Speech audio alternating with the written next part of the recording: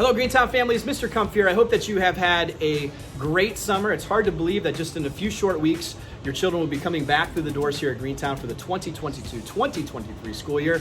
Please make sure, if you haven't already, to check your email. I have some important dates, information, times, all of that good stuff to make sure that you get off on the right foot for the start of the school year. It's hard to believe that this will also be Greentown's last year as a school building. For North Canton City Schools, we'll be moving to the North Canton Intermediate School, which is being built over where the Claremont property is. So exciting things on the horizon. But the main point of this video is I wanted to share some initiatives with you that we're going to be doing here in the building this year. There's three things I want to talk about. First one is the Tressel 5. The next thing I want to talk about is the Behavior Practice Plan. And the third thing I want to talk about is PBIS, which stands for Positive Behavioral Intervention Supports. I think you can use these in a lot of different areas of your household, whether that's with school, whether that's with sports, whether that's with just general things going on in your lives at home. This is all encompassing. It's great things to focus on and really just kind of helps us with the vocabulary that we're using here and the things that we're talking about and the goals that we're setting for ourselves, because I think that they can be used in your household just as easily. The first thing I want to talk about is the Tressel 5. I had the opportunity to hear Coach Jim Tressel, former coach at Ohio State University, won some national championships with Ohio State University, with Youngstown State University, is now currently the president at Youngstown State University. He's going to be retiring in February, but he has close to 50 years in leadership positions. He's coached hundreds and hundreds of people. He's worked with hundreds and hundreds of coaches. He is now at the secondary level where he's focused on making his college students, his college campus, one of the best places to get kids into the workforce. And so he's come up with 5 things that I wanted to share with you because they had an impact on me when I heard them, of things that can help make anybody successful if they're focusing on them.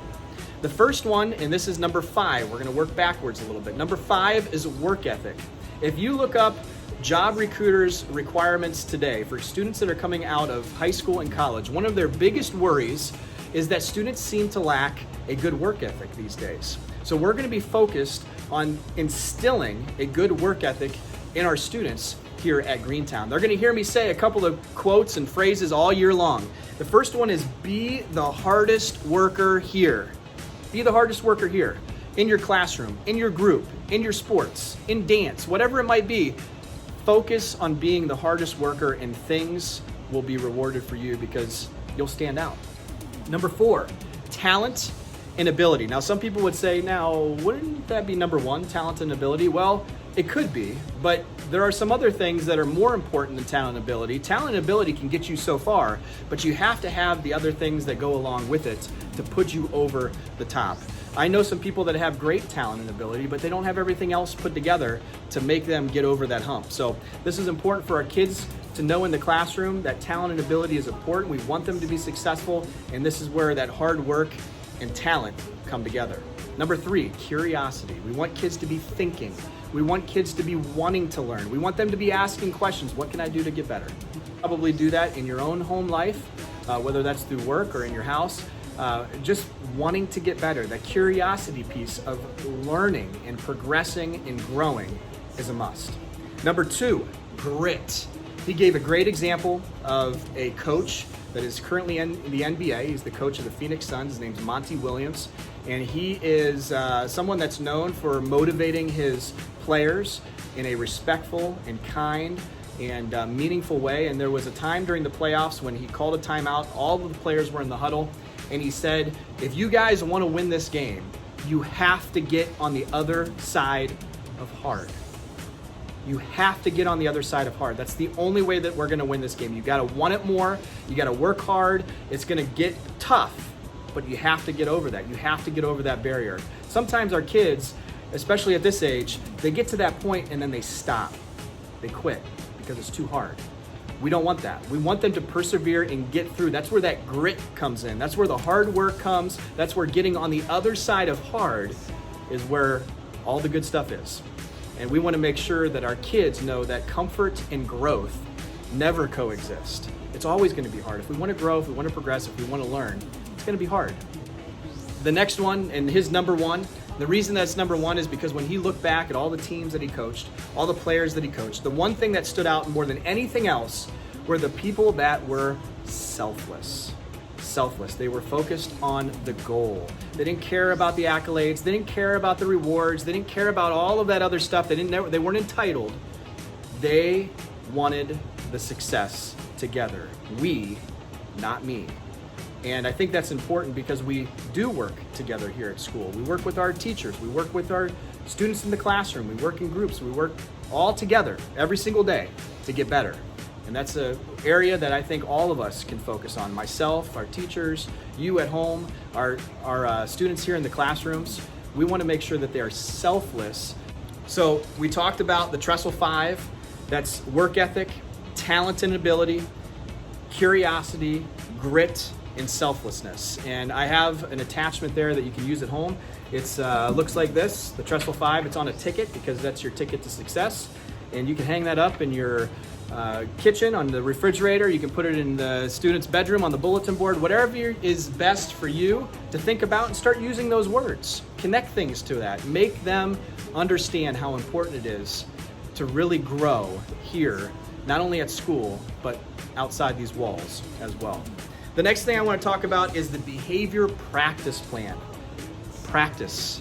We're all practicing all the time. We all make mistakes. It's important for us to make mistakes because that's the best teacher that we have. So kids are going to make mistakes. We understand that. That's part of what we do. We want to make sure that they learn and grow from those mistakes so that the next time that opportunity happens, they know how to do it a little bit differently. So one of our things that we have, and this is going to look familiar to some of you because we've had this in our planners before. We had it a couple years ago, building wide. Some of our teachers kind of kept with it. We kind of tried some different things out, but now we're coming back to it because I think that it works well and it's consistent across the building, and it means that we're all kind of focusing on the same thing. And there's nothing out of the ordinary here. It's being respectful, it's working hard, it's making sure that you're using your materials right. It's just a lot of common sense stuff. And we want to make sure that our students are learning from that. Now, we have students that make a lot of mistakes and they get a lot of marks on here, and we have to work through that stuff. And then we have students that hardly ever get a mistake. And every once in a while, they might get that one mark and it just ruins their entire day. The world's gonna end. We wanna make sure that students know that it's okay to make those mistakes. That means you have high expectations for yourself. That means your parents have high expectations for you. It's okay.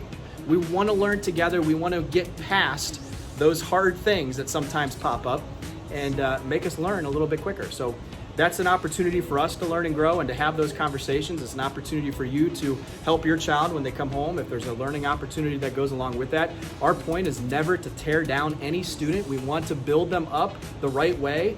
And sometimes it just takes some coaching, just like it does in everything else. And that's why we're calling it a behavior practice plan. It is practice. None of us are perfect, myself included. And that practice is going to help us get to where we need to go.